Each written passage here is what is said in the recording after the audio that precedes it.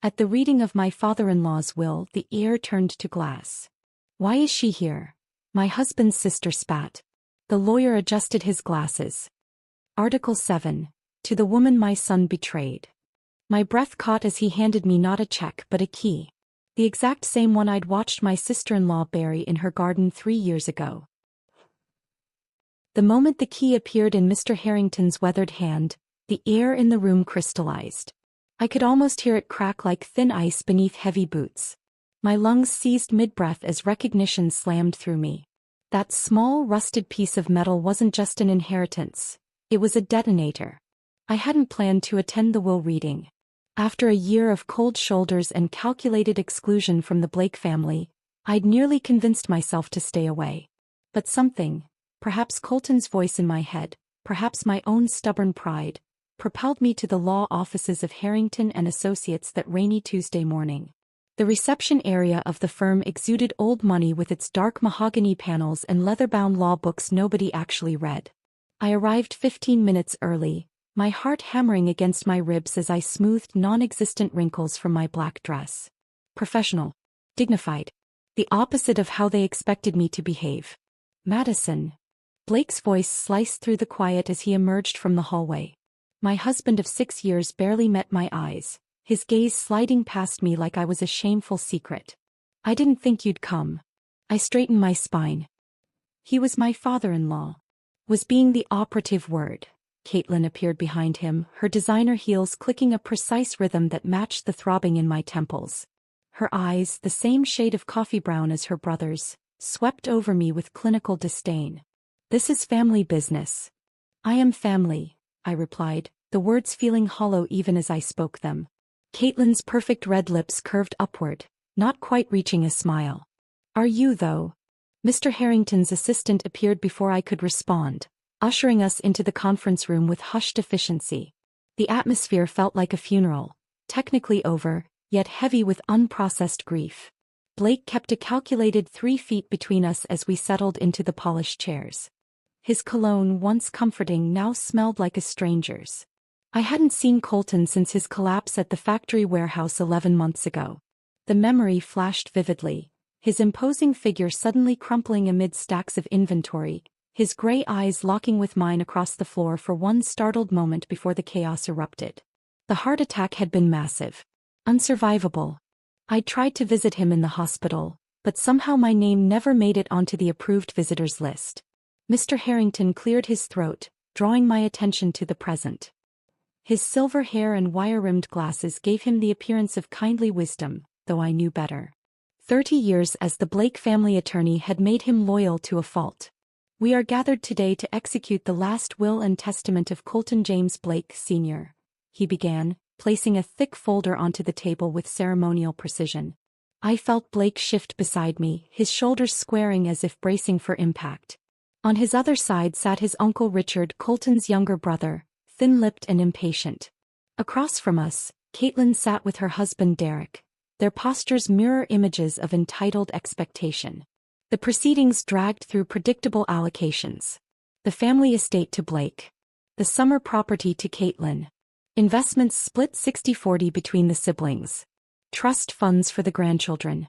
Charitable donations to the Veterans Foundation and local hospital. Richard received Colton's vintage car collection. Longtime employees were remembered with generous severances. My name remained conspicuously absent. With each bequest, Caitlin's smirk grew more pronounced, Blake's jaw more rigid. I kept my expression carefully neutral, wondering why I'd tortured myself by coming, when Mr. Harrington adjusted his glasses and turned to the final page. "Article 7, he announced, his tone subtly different. "Careful. To the woman my son betrayed." The room froze. Caitlin's head snapped toward me, her eyes narrowing to venomous slits. "Why is she even here?" she hissed, loud enough for everyone to hear. Mr. Harrington continued as if she hadn't spoken. "I leave not wealth, which means nothing without truth, but the key to understanding what has been stolen." From his breast pocket he withdrew a small brass key. Tarnished. Ordinary. Devastating in its familiarity. My heartbeat thundered in my ears as I stared at it. 3 years ago, through the kitchen window of Caitlin's lavish suburban home, I'd watched her bury something in a terracotta flower pot. Her movements had been furtive, defensive, and when I'd casually asked about her gardening later that evening, her explanation dripped with manufactured nonchalance. "Just keeping old junk away from the kids," she'd said with a laugh that didn't reach her eyes. I never mentioned seeing the edge of a small brass key disappearing beneath the soil. "Madison Blake," Mr. Harrington said, extending his hand toward me. "This belongs to you now." The room erupted in controlled chaos. Richard muttered something about inappropriate. Derek placed a restraining hand on Caitlin's arm as she half rose from her seat. "This is absurd," Blake said, his voice deadly quiet. "That can't possibly be part of the official will." "I assure you it is," Mr. Harrington replied, unruffled. "Your father added this codicil 6 months ago, properly witnessed and notarized. 6 months ago, when Colton was already bedridden, supposedly barely lucid according to what Blake had told me, yet apparently clear-headed enough to update his will." I reached for the key, my fingers trembling slightly as they closed around the cool metal. It felt heavier than its size suggested, weighted with unspoken accusations. "What does it open?" I asked, my voice steadier than I expected. Mr. Harrington's expression remained professionally blank.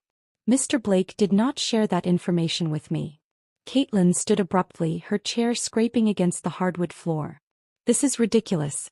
She's trying to manipulate her way into our father's estate even after he—" She stopped herself, something calculating replacing her rage. Blake's hand suddenly covered mine, not in comfort but in warning. His fingers pressed against my palm, trying to force my hand closed around the key to hide it away.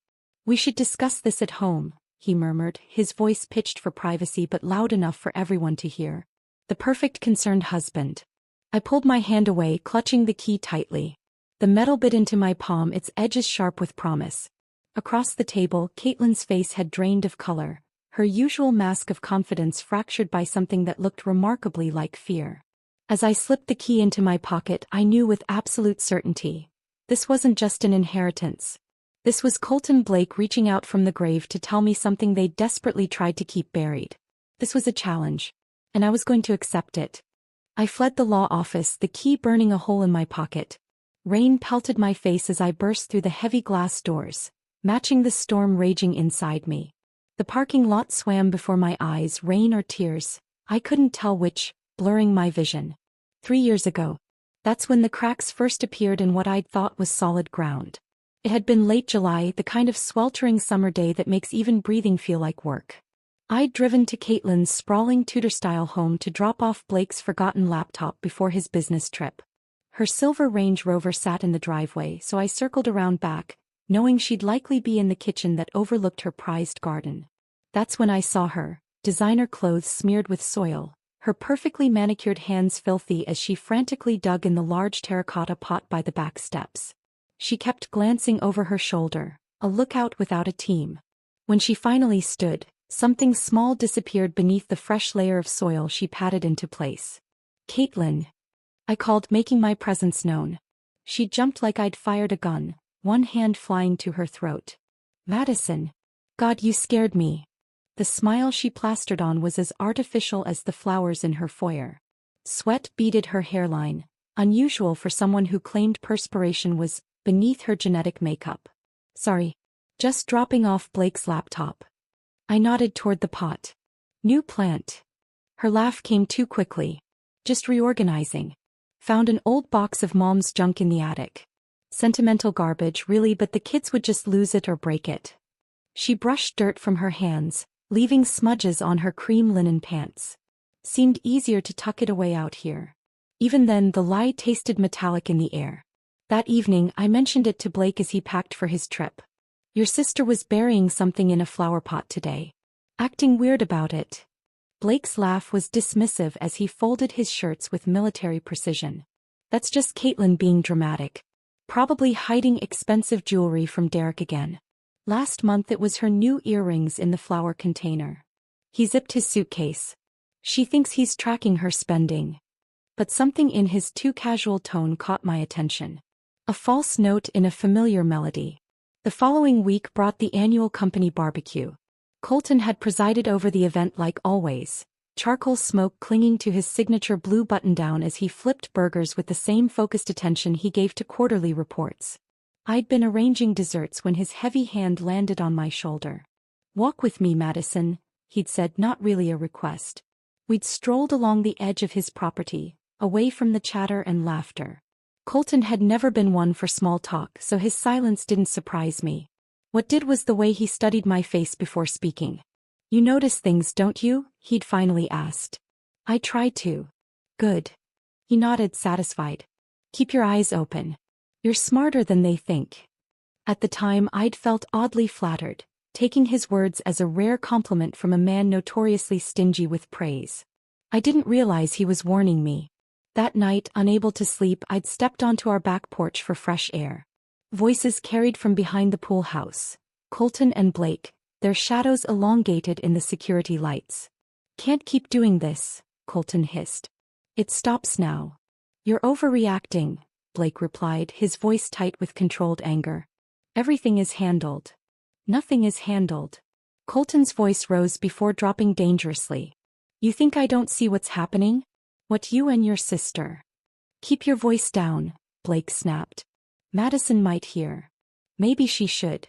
Their conversation dissolved into harsh whispers I couldn't catch. The next morning, Colton was gone. Blake explained his father had transferred temporarily to oversee the Seattle branch's restructuring. 3 months later came the heart attack. The funeral. The gradual freezing out as Blake and Caitlin closed ranks, suddenly too busy for family dinners, suddenly needing space to grieve properly. The key nagged at my thoughts. One weekend when Caitlin took the kids to Disney World, I drove to her house with a flimsy excuse ready for Derek. But his car was gone too. Perfect opportunity. I felt ridiculous, like a character in a bad thriller, as I poked around her garden. The large terracotta pot still sat by the steps, now hosting a thriving rosemary plant. I dug carefully, sifting through the soil, but found nothing. The key was gone. For months I convinced myself it was paranoia, that grief was making me create mysteries where none existed. I almost believed it, until today when that same key materialized in the lawyer's hand like a magician's trick. Now standing in the rain-soaked parking lot, I clutched my purse against my chest, the key safely tucked inside. My car stood at the far end, a lonely silhouette against the darkening sky. I just needed to reach it, to drive somewhere quiet and think. Madison. I hadn't heard Blake follow me outside. He stood a few feet away, raindrops darkening his suit to charcoal, his expression unreadable. "What does that key open?" he asked, his voice deliberately casual. "You tell me," I replied. He took a step closer. "This isn't a game. You don't know what you're doing." A strange calm settled over me then, clarity cutting through confusion. For 3 years I'd been the good wife, accepting explanations that never quite fit, swallowing doubts that kept me awake at night. But now Colton had reached across death itself to hand me the truth. I looked Blake dead in the eye. "No. But you do." Something flickered across his face. Fear, perhaps, or recognition that the rules had changed. He reached for my arm, but I stepped back, maintaining the distance between us. "It's just a key, Madison," he said, his voice softening to the tone he used when he wanted something. "Whatever you think it is, you're wrong. Then you have nothing to worry about." Rain plastered my hair to my face as I turned and walked to my car, feeling his eyes boring into my back. The key pressed against my ribs through the fabric of my purse, no longer just metal but a promise. 3 years ago I'd watched Caitlin bury a secret. Now it was my turn to unearth it, regardless of what lay beneath the surface. Some things once buried refused to stay hidden. I drove aimlessly through rain-slicked streets, streetlights blurring through my windshield. The key sat heavy in my palm at every stoplight, its worn teeth telling secrets I couldn't yet decipher. Where did it lead? What had Colton wanted me to find? The answer hit me as I passed Meridian Bank's downtown branch. 3 years ago, Blake had mentioned his father kept important documents in a safety deposit box there. Old school paranoia, he'd called it with an eye roll. I checked the time, 3:17 p.m. The bank closed at 5. Enough time if I hurried. Meridian's marble-floored lobby echoed with my footsteps as I approached the customer service desk. A young woman with immaculate box braids and a nameplate reading Jessica greeted me with a practiced smile. "I need to access a safety deposit box," I said, placing the key on the counter. My voice sounded foreign to my own ears, calm despite the earthquake in my chest. Of course. Your name and box number. Her fingers hovered over her keyboard. Madison Blake. I don't know the box number, but it would be under Colton Blake Sr. Her smile flickered. Are you listed as an authorized user? I believe so, I lied smoothly. My father-in-law recently passed away. I'm sorry for your loss, she said, the phrase automatic as she typed. Her brow furrowed. There's a box registered solely to Mr. Blake. I'll need to verify your authorization. I produced the portion of the will Mr. Harrington had provided. Article 7 with its cryptic wording and clear bequest of the key. Jessica studied it, uncertainty crossing her features. I'll need to speak with my manager, she said, rising from her seat. While I waited, doubts multiplied. What if the key was a wild goose chase? What if Blake had already emptied the box? If Mrs. Blake. A balding man in his 50s appeared, Jessica trailing behind him. I'm Martin Weber, branch manager. There seems to be some confusion. I straightened my spine. No confusion. My father-in-law left me this key in his will. I believe it's to his safety deposit box here. The box in question is still registered solely to Colton Blake Sr., Weber said, his tone professionally doubtful. Without proper documentation of succession. Like this. I slid Mr. Harrington's card across the counter. Call him. He'll confirm I'm the rightful recipient. Weber's eyes narrowed, but he retreated to his office. 10 minutes later, after what I assumed was a terse conversation with the Blake family attorney, he returned with a different expression. Reluctant compliance. You'll need 2 forms of ID, he said stiffly. After checking my driver's license and passport twice, Weber personally escorted me to the vault. The heavy door swung open with theatrical slowness, revealing walls lined with gleaming metal boxes. Number 713, he announced, stopping before a medium-sized box. I'll give you privacy in the viewing room. The metal box slid from its slot with surprising weight. Weber led me to a small room with a table and chair, then closed the door behind him. Alone at last, I placed the box on the table, inserted the key and turned it. The lock disengaged with a soft click that somehow seemed to echo in the silent room. My hands trembled as I lifted the lid. I'd expected papers, files, maybe old photos, the typical contents of a safety deposit box. Instead, I found just 2 items, a stapled set of documents and a check folded around them. I opened the documents first. The heading made my breath catch. Last Will and Testament of Colton James Blake. This wasn't a copy of the will we'd just heard read. The formatting was different, the language more direct. I flipped to the distribution section and froze.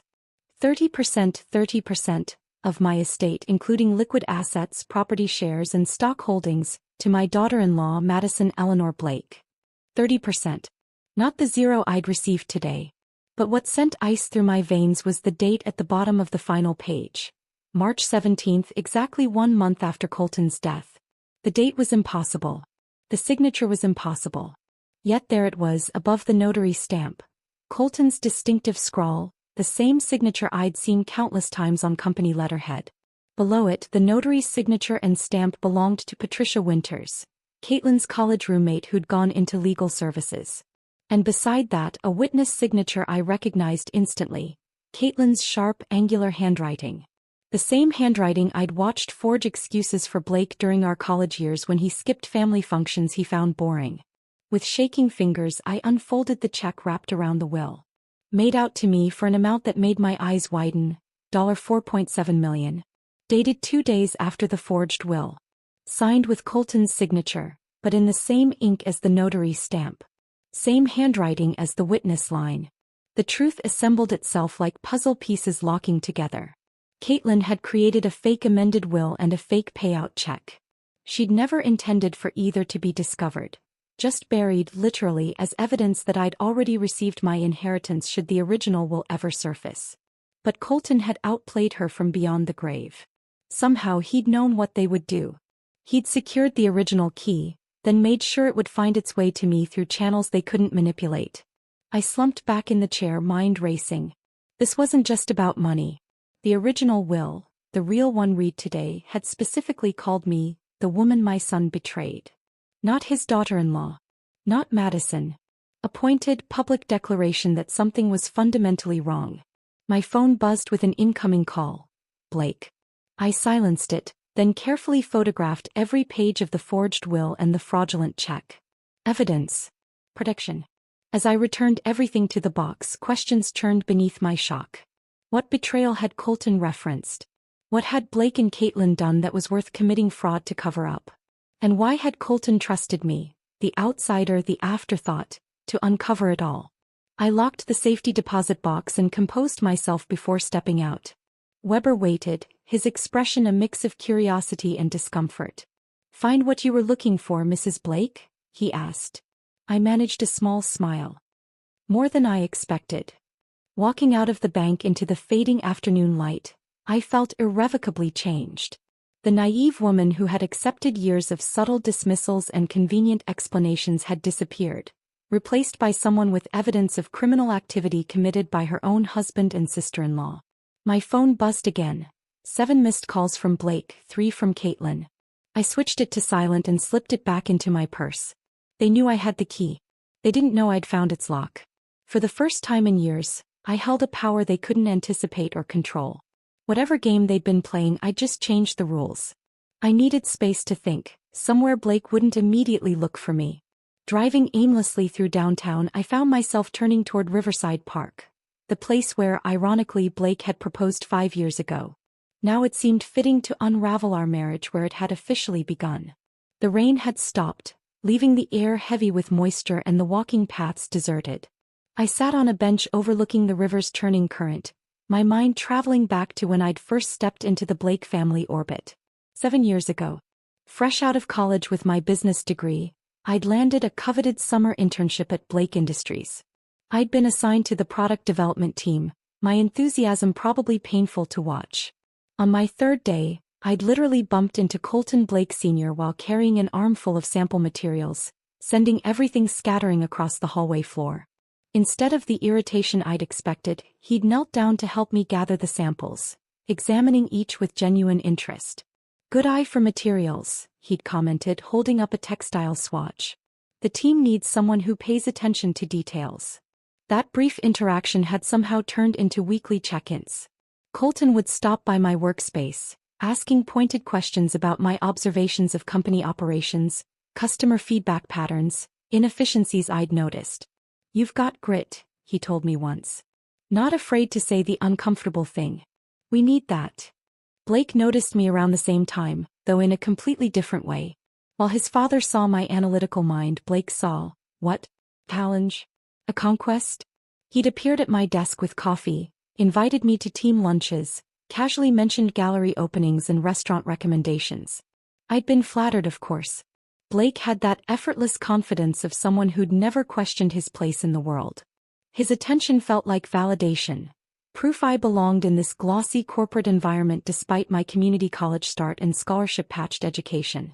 Our courtship had been a whirlwind. Weekend getaways on the company jet. Champagne picnics arranged by his assistant.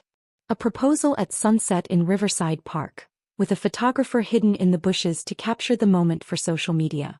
I'd said yes without hesitation, intoxicated by what I thought was love. The wedding was featured in regional business magazines, not because I was anybody but because the Blake name carried weight. Strategic alliance. I'd overheard one board member joke at the reception. I'd laughed it off then. The shift came so gradually I barely noticed at first. 2 weeks after returning from our honeymoon, Blake suggested I transfer to the administrative division. "You'll have direct exposure to executive decision-making," he'd explained. "Better advancement opportunities." Instead, I found myself coordinating office parties, managing the charity foundation, and handling special projects that amounted to busy work. My product development insights were reduced to suggestions that never made it past email drafts. Caitlin's role in my sidelining became increasingly clear. Though her official title was VP of Special Projects, she functionally controlled the financial operations of the company. Madison's organizing the holiday party. She'd announce in meetings where I'd prepared to discuss market analytics. She's got such a knack for those things. The first time it happened, I'd waited for Blake to correct her, to remind everyone of my actual responsibilities. Instead, he'd smiled encouragingly. She really does. Later, when I confronted him privately, his response was always the same. Caitlin's sensitive about her position. Just keep the peace. Family dynamics are complicated. Family. That was the weapon they wielded most effectively. I wasn't really family, just an accessory to it. Every time I pushed back, I became the problem, the outsider who didn't understand how things worked. Even Colton's attitude toward me changed. The mentorship cooled, our conversations shortened, his questions about my observations stopped entirely.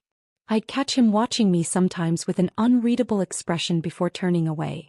I learned later from Blake's executive assistant that he'd been telling his father I was struggling with the financial aspects of the foundation, that donors had complained about my unprofessional attitude, that I'd misallocated funds designated for specific programs. All lies, but by the time I realized what was happening, the damage was done. The warmth in Colton's eyes had been replaced by cautious distance. Or so I thought. Now, sitting in the park where I'd once envisioned a fairy tale future, everything looked different. The forged will and check revealed a conspiracy I was only beginning to understand. But they also proved something critical. Colton had never actually believed Blake's lies about me. He must have discovered their deception.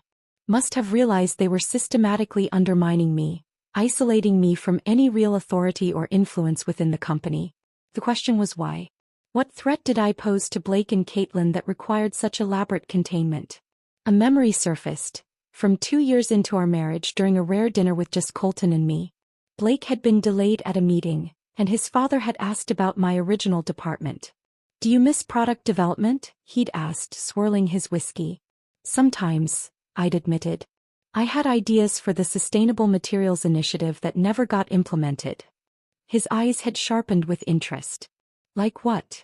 For 30 minutes, I'd outlined my research on biodegradable packaging alternatives that could reduce production costs by nearly 22% while addressing growing consumer environmental concerns.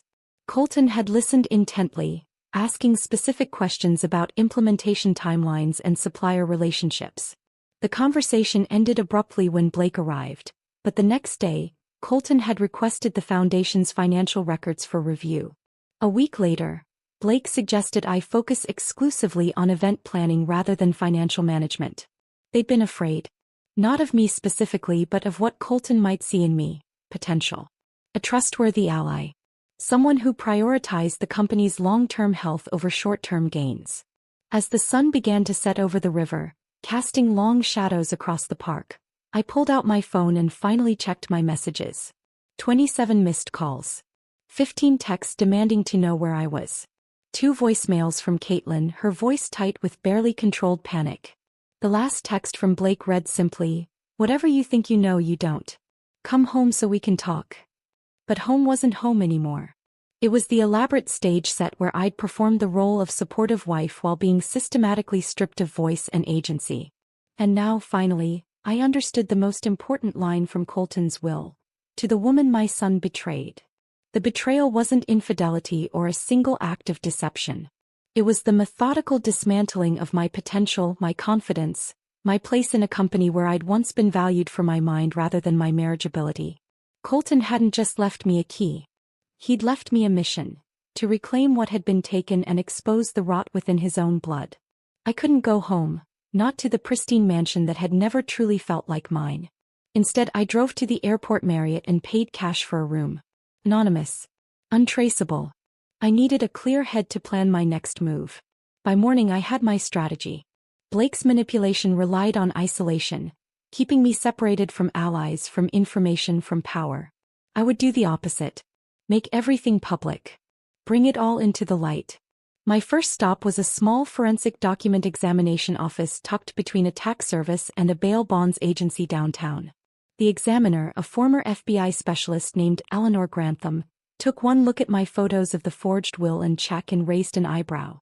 "Amateur hour," she commented, adjusting her magnifying equipment. "Good enough to fool a casual observer, but not a professional." 3 hours and an expedited fee later, I had a preliminary report detailing 5 distinct indicators of forgery, including inconsistent pressure points in the signatures, ink discrepancies, and evidence of traced lettering. Eleanor promised a comprehensive official report within 48 hours. Next, I visited James Wilson, a semi-retired attorney who had worked with Colton's father decades ago. He'd maintained a small practice specializing in corporate governance disputes, and most importantly had no ties to Blake's hand-picked legal team. Wilson's office was a throwback to another era, wood paneling, leather-bound law books, and not a minimalist piece of furniture in sight. He listened without interruption as I laid out my evidence, spreading the photos and forensic report across his cluttered desk. When I finished, the silence stretched uncomfortably long. Wilson removed his glasses, polishing them deliberately before responding. "This could be criminal," he said finally, his voice carrying the weight of 40 years in law. "Forgery, fraud, probate violations." He fixed me with a penetrating stare. "Do you want to press charges?" The question momentarily stunned me. Criminal charges meant police reports, court appearances, media coverage. Meant the Blake name, my name, splashed across headlines. "No," I decided. "Not yet. I don't want jail time. I want the truth." Wilson nodded slowly. "Then what do you want?" "A reckoning," I replied, the word tasting strange but right on my tongue. "Public acknowledgement of what they did." Over the next 2 days, Wilson and I constructed our approach. Blake Industries' bylaws included a provision allowing any shareholder with relevant concerns to call an emergency meeting. As Colton's legitimate heir mentioned in the original will, I qualified. I sent the formal request through Wilson, citing urgent governance concerns related to the execution of the founder's estate. The corporate secretary couldn't refuse without risking liability. The meeting was scheduled for Thursday at 2 p.m., less than a week after the will reading. I spent the intervening days gathering my evidence, preparing my statement, and ignoring the increasingly frantic messages from Blake.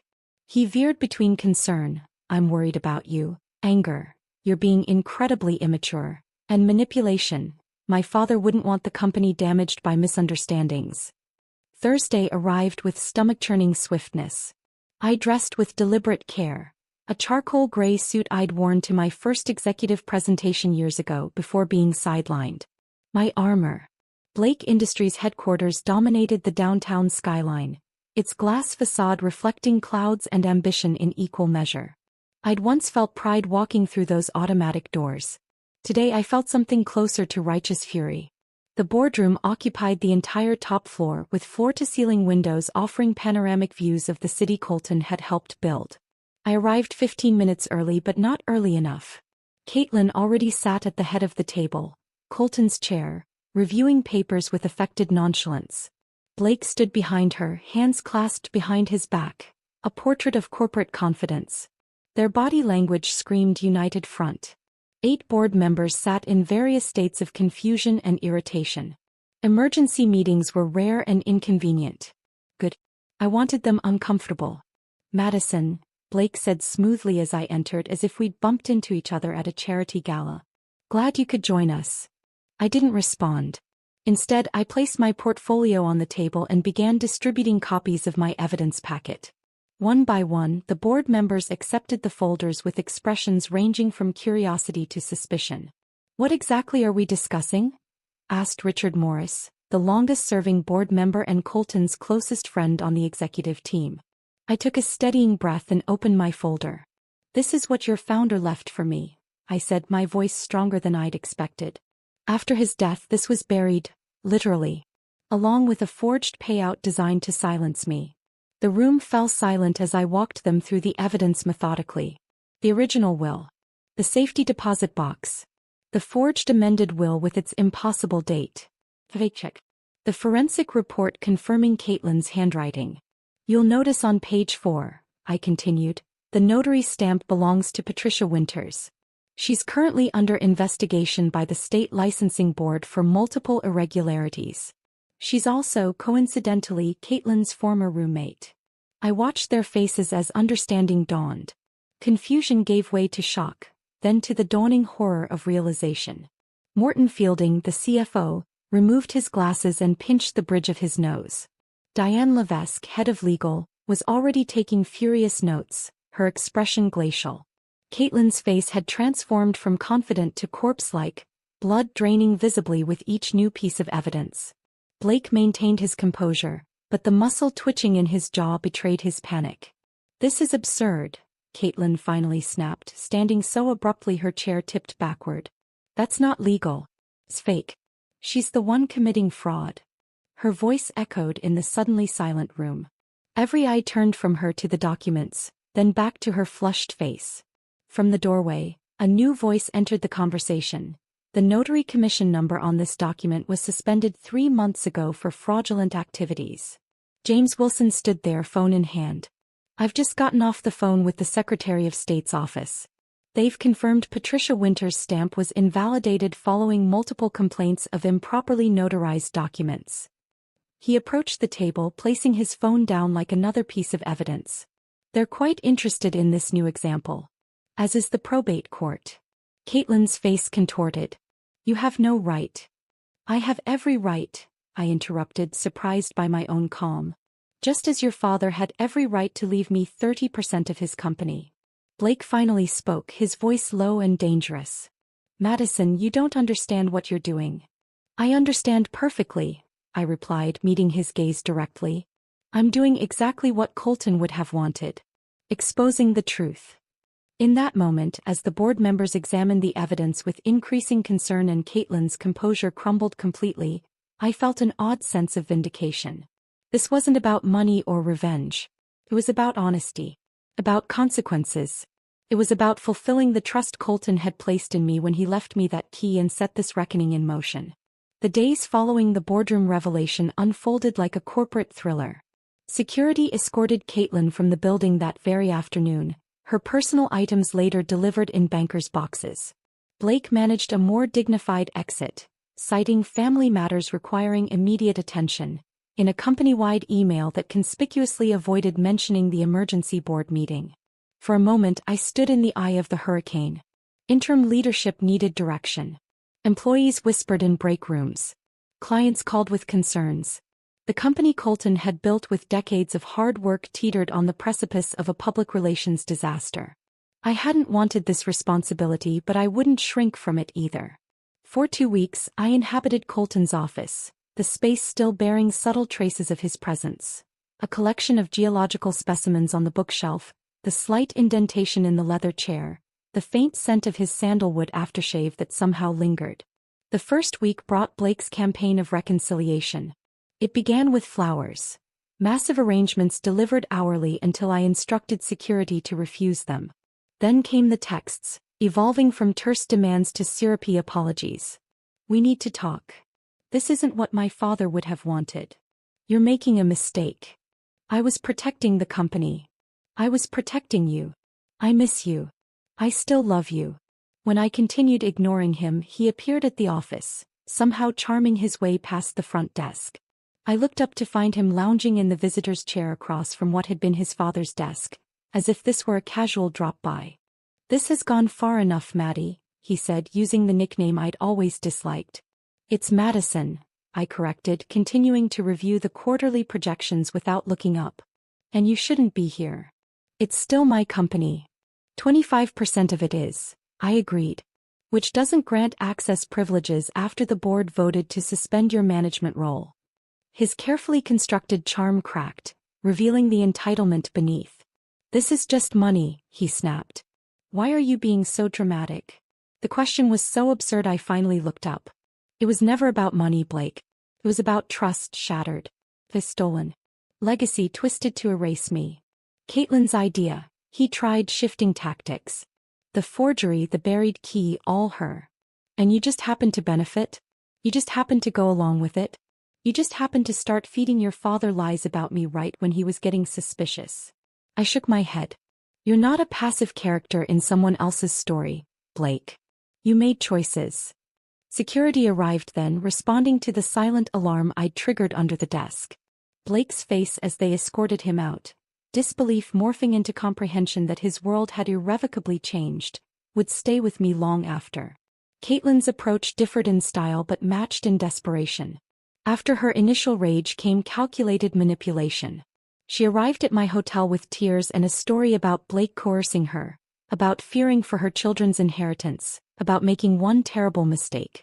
When that failed, she pivoted to threats. About what she knew, what she could reveal, what she might do. We thought you'd leave anyway, she said during her final attempt, her composure slipping. You were never meant to be permanent. The casual cruelty of it struck me like a physical blow. In their eyes, I had always been temporary. A convenience, an accessory, never truly part of the legacy they believed was their birthright alone. By the third week I had made my decision. I called a formal board meeting and arrived with a proposal my lawyers had carefully drafted. The room felt different this time. Respect had replaced suspicion, attention had replaced dismissal. I'll sell my 30% stake in Blake Industries, I announced, under one non-negotiable condition. Neither Blake nor Caitlin may hold any management position within the company or its subsidiaries, now or in the future. The reaction was immediate. Murmurs, exchanged glances, raised eyebrows. Richard Morris leaned forward. That's a significant demand, Madison. It's a significant stake, I countered. And a significant betrayal that endangered this company's reputation and integrity. Deliberations lasted hours. Financial considerations weighed against ethical ones. Legal implications against practical realities. In the end, pragmatism won out. The whispers of forgery and fraud had already reached major clients. Investors were skittish about potential scandal. The company needed stability, not protracted internal warfare. When the vote came, it was unanimous. The board accepted my terms. I kept Colton's chair warm just long enough to appoint someone who respected the legacy. Janet Winters, a brilliant operations director who had been consistently overlooked for promotion during Blake's tenure. I remembered Colton mentioning her potential years ago, before his opinion of me supposedly changed. Her strategic vision and ethical backbone were exactly what the company needed. My final acts included establishing a scholarship foundation for business students from disadvantaged backgrounds and creating an anonymous whistleblower system to prevent future abuses of power.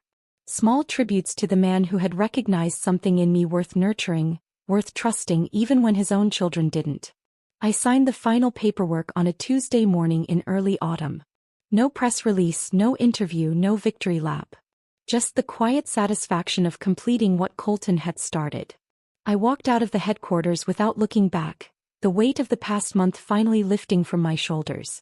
On my way home, not to the mansion I'd shared with Blake, but to a modest lakeside cabin I'd secretly purchased with part of my settlement, I made one final detour. Caitlin's house stood empty, a for sale sign swaying gently in the front yard. Financial fallout perhaps, or simply too many ghosts. I paused by the garden where, 3 years ago, I'd watched her bury that pivotal key. The large terracotta flower pot still sat by the steps, but now it was cracked down the side, neglected flowers spilling out like secrets escaping confinement. Nature reclaiming what had been unnaturally constrained. Standing there, I felt an unexpected sense of peace wash over me. The key Caitlin had buried thinking it would forever hide her deception had instead unlocked my freedom. It had given me exactly what they had tried to steal. My name, my worth, and my place in the world. I smiled, turned away, and drove toward the future Colton had somehow known I deserved. One unburdened by manipulations and lies, one where I determined my own value. Some betray. Some bury.